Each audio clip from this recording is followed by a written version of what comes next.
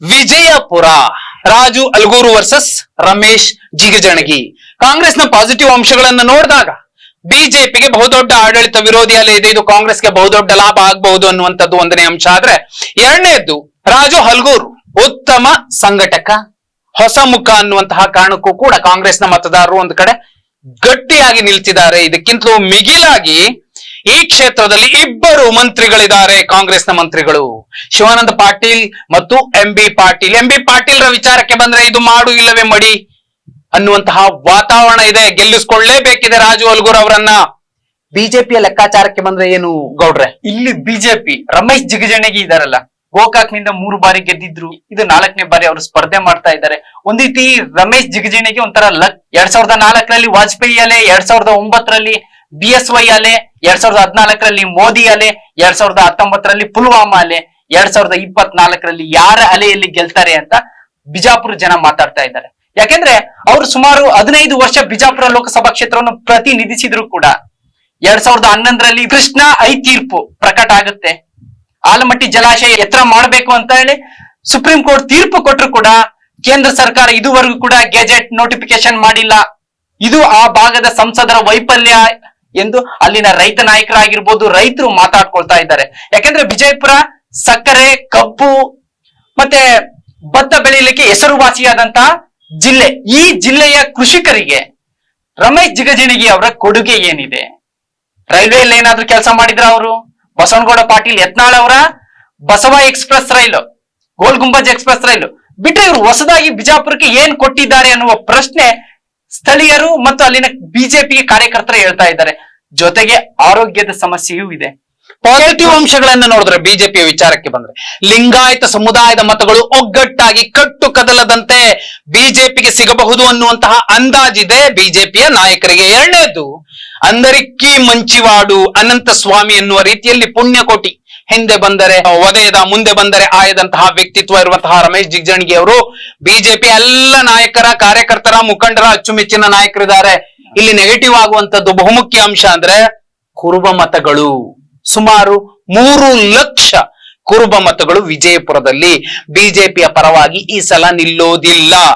ಬದಲಾಗಿ ಕಾಂಗ್ರೆಸ್ನ ರಾಜು ಅಲ್ಗೂರ್ ಅವರಿಗೆ ಲಾಭ ಆಗಬಹುದು.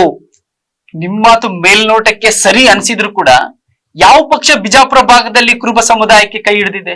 ಕಳೆದ ವಿಧಾನಸಭಾ ಚುನಾವಣೆಯಲ್ಲಿ ನಾಗಠಾಣ ವಿಧಾನಸಭಾ ಕ್ಷೇತ್ರ SC ಕ್ಷೇತ್ರ ಓಕೆ, ಇನ್ನು ಉಳಿದ 7 ವಿಧಾನಸಭಾ ಕ್ಷೇತ್ರಗಳಲ್ಲಿ ಒಂದೇ ಒಂದು ಕುರುಬ ಸಮುದಾಯಕ್ಕೆ ಟಿಕೆಟ್ ಕೊಡ್ಲಿಲ್ಲ. ಈ ಎಲ್ಲ ಅಂಶಗಳನ್ನ ಅಲ್ಲಿನ ಸ್ಥಳೀಯ ಕುರುಬ ಸಮುದಾಯ ಸೂಕ್ಷ್ಮವಾಗಿ ಗಮನಿಸ್ತಾ ಇದೆ. ಅಲ್ಲಿ ಬಿಜೆಪಿಗೂ ಕೂಡ ಪೂರಕವಾದ ವಾತಾವರಣ ಇಲ್ಲ, ಅದೇ ರೀತಿ ಕಾಂಗ್ರೆಸ್ಗೂ ಇಲ್ಲ. ಎಂ ಬಿ ಪಾಟೀಲ್ ಅವ್ರಿಗೆ ಸಿದ್ದರಾಮಯ್ಯ ನಂತರ DK ಶಿವಕುಮಾರ್ ಅಂತ ಕೆಲವು ನಾಯಕತ್ವ ಗುದ್ದಾಟ ನಡೀತಾ ಇದೆ. ಉತ್ತರದಲ್ಲಿ ನಾನು ಪ್ರಬಲ ಲಿಂಗಾಯತ ನಾಯಕ ಅಂತ ನಿರೂಪಿಸಿಕೊಳ್ಳೋದಕ್ಕೆ ಎಂ ಬಿ ಪಾಟೀಲ್ಗೆ ಇದು ಸುವರ್ಣ ಅವಕಾಶ. ಅವರು ತಮ್ಮ ನಾಯಕತ್ವವನ್ನ ಬಿಜಾಪುರ ಭಾಗದಲ್ಲಿ ಯಾವ ರೀತಿ ನಿರೂಪಿಸುತ್ತಾರೆ? ಒಂದ್ ಕಡೆ ಹೇಳ್ತಾರೆ ಬಸವನಗೌಡ ಪಾಟೀಲ್ ಯತ್ನಾಳ್ ಜೊತೆ ಕುಲ್ಲ ದೋಸ್ತಿ ಇದೆ, ಮತ್ತೊಂದ್ ಕಡೆ ಹೇಳ್ತಾರೆ ಅವರು ರಾಜಕೀಯ ಬದ್ಧ ವೈರಿಗಳು ಅಂತ. ಈ ವೈರತ್ವ ಚುನಾವಣೆಗೆ ಸೀಮಿತವಾಗುತ್ತಾ ಅಥವಾ ಟೇಬಲ್ ಕೆಳಗೆ ಯಾವ ರೀತಿ ನಡೆಯುತ್ತೆ ಅನ್ನೋದ್ರ ಮೇಲೆ ಬಿಜಾಪುರದಲ್ಲಿ ಕಾಂಗ್ರೆಸ್ ಗೆಲ್ಲುತ್ತಾ ಬಿಜೆಪಿ ಗೆಲ್ಲುತ್ತಾ ಅನ್ನೋದು ಸ್ಪಷ್ಟವಾಗಿ ಗೊತ್ತಾಗಲಿಲ್ಲ. ಗೌಡ್ರ, ನೀವು ಸ್ಪಷ್ಟವಾಗಿ ಹೇಳಿದ್ರಿ ಯಾರಿಗೆ ಟಿಕೆಟ್ ಕೊಟ್ಟಿದ್ದಾರೆ. ಟಿಕೆಟ್ ಕೊಡದೇ ಇರ್ಲಿ, ಪಡ್ಕೊಳ್ಳುವಂತಹ ತಾಕತ್ ಯಾಕಿಲ್ಲ ಅವರಿಗೆ? ದಾವಣಗೆರೆಯಲ್ಲಿ ಒಂದು ಪ್ರಯತ್ನ ಮಾಡ್ತಿದ್ದಾರೆ ವಿನಯ್ ಕುಮಾರ್, ಅಂತದ್ದೇ ಪ್ರಯತ್ನವನ್ನ ಪ್ರತಿ ಕ್ಷೇತ್ರಗಳಲ್ಲಿ ಯಾಕೆ ಮಾಡಬಾರ್ದು? ಇದರ ಜೊತೆಯಲ್ಲಿ ಯಾರು ಹಣಬಲದ ವಿಚಾರದಲ್ಲಿ ಅಥವಾ ಅಭಿವೃದ್ಧಿಯ ವಿಚಾರದಲ್ಲಿ, ಸಾಮಾಜಿಕವಾಗಿ, ಶೈಕ್ಷಣಿಕವಾಗಿ ಎಲ್ಲ ರಂಗಗಳಲ್ಲೂ ಬೆಳೆದಿರುವಂತಹ ಒಂದು ಸಮುದಾಯ ತನ್ನ ತಾಕತ್ತನ್ನ ಪ್ರದರ್ಶನ ಮಾಡಿ ಟಿಕೆಟ್ ತಗೊಳುತ್ತೆ, ಗೆಲ್ಲುತ್ತೆ.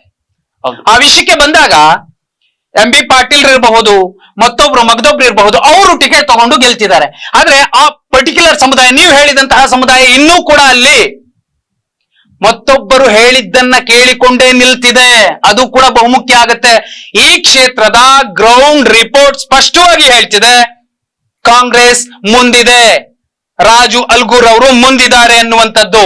ಮುಂದಿನ ಕ್ಷೇತ್ರ ಬಾಗಲಕೋಟೆ, ಸಂಯುಕ್ತ ಪಾಟೀಲ್ ವರ್ಸಸ್ PC ಗದ್ದಿಗೌಡರ್. ಏನಾಗಬಹುದು? ಕಾಂಗ್ರೆಸ್ನ ಸ್ಥಿತಿ ಹೇಗಿದೆ? ಇಲ್ಲಿ 2004ರಿಂದ ಇಲ್ಲಿಯವರೆಗೆ 4 ಬಾರಿ PC ಗದ್ದಿಗೌಡರು ಗೆದ್ದಿದ್ದಾರೆ. ಬಟ್ ಸಾಧನೆ ಏನು ಅಂತ ಆ ಕ್ಷೇತ್ರ ಜನನೇ ಹೇಳಬೇಕು. ಜೊತೆಗೆ ಈಗೇನೋ ಸಚಿವ ಶಿವಾನಂದ ಪಾಟೀಲ್ ಅವರ ಪುತ್ರಿ ಸಂಯುಕ್ತ ಪಾಟೀಲ್ ಕಾಂಗ್ರೆಸ್ ಅಭ್ಯರ್ಥಿಯಾಗಿ ಕಣಕ್ಕಿಳಿತಾ ಇದ್ದಾರೆ. ಬಾಗಲಕೋಟೆ ಒಂದ್ ರೀತಿ ಮುಳುಗಡೆ ನಗರಿ. ಆಲಮಟ್ಟಿಯ ಹಿನ್ನೀರಿನಲ್ಲಿ ಇಡೀ ಬಾಗಲಕೋಟೆ, ಹಳೆ ಬಾಗಲಕೋಟೆ ಮುಳುಗಿ ಹೋಗಿ ನವನಗರದಲ್ಲಿ ಬಾಗಲಕೋಟೆ ತಲೆ ಎತ್ತುತ್ತಾ ಇದೆ. ಆ ಪ್ರದೇಶದ ಅಭಿವೃದ್ಧಿಗೆ ಅಲ್ಲಿ ಸಂಸದರ ಕೊಡುಗೆ ಏನಿದೆ? ಅಲ್ಲಿ ಸುಮಾರು ಅದೇ ಕೃಷ್ಣ ತೀರ್ಪಿನ ಪ್ರಕಾರ 23 ಮೀಟರ್ ಜಲಾಶಯದ ಮಟ್ಟ ಎತ್ತರಿಸಿದ್ರೆ ಸುಮಾರು 1.5 ಲಕ್ಷ ಹೆಕ್ಟೇರ್ ಭೂಮಿ ಸ್ವಾಧೀನ ಆಗ್ಬೇಕಿದೆ. ಸುಮಾರು 2.5 ಲಕ್ಷ ಕೋಟಿ ಭೂ ಸ್ವಾಧೀನಕ್ಕೆ ಹೋಗುತ್ತೆ ಅಂತ ಒಂದು ಅಂಜಾದಿದೆ, ಒಂದು ಸರ್ವೆ ರಿಪೋರ್ಟ್ ಇದೆ.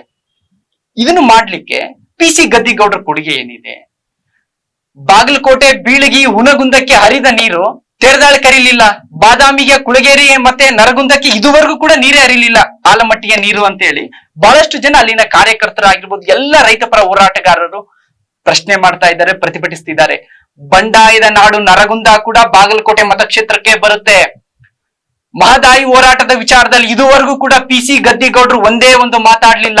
ಬಹುಮುಖ್ಯವಾಗಿ ಈ ಕ್ಷೇತ್ರದಲ್ಲಿ ಕಾಂಗ್ರೆಸ್ ಅತಿ ಹೆಚ್ಚು ಶಾಸಕರ ಬೆಂಬಲವನ್ನ ಪಡೆದಿದೆ ಎನ್ನುವಂತದ್ದು ಪಾಸಿಟಿವ್ ಅಂಶ. ಆದ್ರೆ ಸಂಪನ್ಮೂಲದ ಕೊರತೆ ಇಲ್ಲ. ಸಂಯುಕ್ತ ಪಾಟೀಲ್ ಅವರ ಬೆನ್ನಿಗೆ ನಿಂತಿರುವಂತಹ ಒಂದು ನಾಯಕತ್ವ ಏನಿದೆ ಅದಕ್ಕೆ. ಇದಕ್ಕಿಂತಲೂ ಬಹುಮುಖ್ಯ ಸಂಗತಿ ಅಂದ್ರೆ ಇಲ್ಲಿ ಅಭ್ಯರ್ಥಿಯ ಆಯ್ಕೆಯ ವಿಚಾರದಲ್ಲಿ ಬಹುದೊಡ್ಡ ಗೊಂದಲ, ಸಮಸ್ಯೆ, ಬಂಡಾಯ, ಬೇಗುದಿ ಇದ್ದೇ ಇದೆ.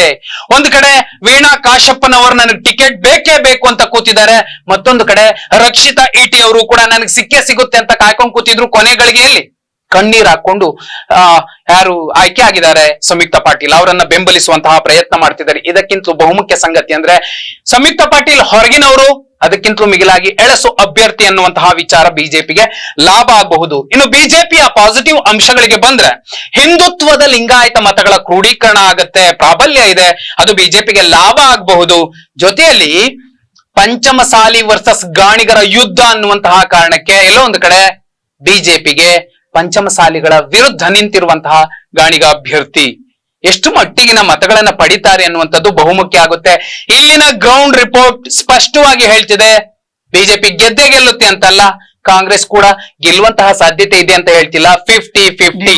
ನೀವು ಇನ್ನೊಂದು ವಿಚಾರ ಗಮನಿಸಬಹುದು, 1996 ಆಗಿರ್ಬೋದು, 1991ರಲ್ಲಿ ರಾಮಕೃಷ್ಣ ಹೆಗಡೆ ಅವ್ರನ್ನ ಕೂಡ ಈ ಬಾಗಲಕೋಟೆ ಕ್ಷೇತ್ರ ಸೋಲಿಸುತ್ತೆ.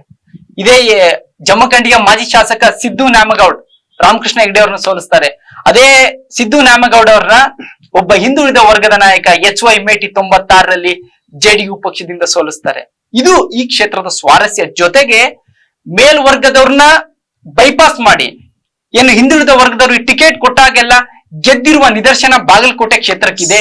ಈ ಹಿನ್ನೆಲೆಯಲ್ಲಿ ರಕ್ಷಿತಾ ಈಟಿ ಅವರು ನಂದು ಒಂದು ಕೈ ಇರ್ಲಿ ಅಂತ ಹೇಳಿ ಟಿಕೆಟ್ಗಾಗಿ ಅರ್ಜಿಯನ್ನ ಹಾಕಿದ್ರು, ಪ್ರಬಲವಾಗಿ ಹಕ್ಕೊತ್ತಾಯ ಮಾಡಿದ್ರು. ಆದ್ರೆ ಈ ಕ್ಷೇತ್ರದಲ್ಲಿ ಪಂಚಮಸಾಲಿಗೆ ಒಂದು ಅವಕಾಶ ಕೊಡಬೇಕನ್ನುವ ನಿಟ್ಟಿನಲ್ಲಿ ಸಂಯುಕ್ತ ಪಾಟೀಲ್ ಅವರಿಗೆ ಟಿಕೆಟ್ ನೀಡಿದ್ದಾರೆ ಅಂತೇಳಿ ಅಲ್ಲಿನ ಸ್ಥಳೀಯ ಶಾಸಕರಾಗಿರ್ಬೋದು ಮತ್ತು ಕಾರ್ಯಕರ್ತರು ಮಾತಾಡ್ಕೊಳ್ತಾ ಇದ್ದಾರೆ. ಈಗ ವಿಜಯಪುರ ಮತ್ತು ಬಾಗಲಕೋಟೆ ಯಾರು ಮುಂದಿದ್ದಾರೆ, ಯಾರು ಹಿಂದಿದ್ದಾರೆ? ಎರಡೂ ಕ್ಷೇತ್ರಗಳ ಗ್ರೌಂಡ್ ರಿಪೋರ್ಟ್ ನೋಡಿದ್ರೆ ಬಾಗಲಕೋಟೆಯಲ್ಲಿ 50-50 ಇದ್ರೆ ವಿಜಯಪುರದಲ್ಲಿ ಕಾಂಗ್ರೆಸ್ ಮುಂದಿದೆ.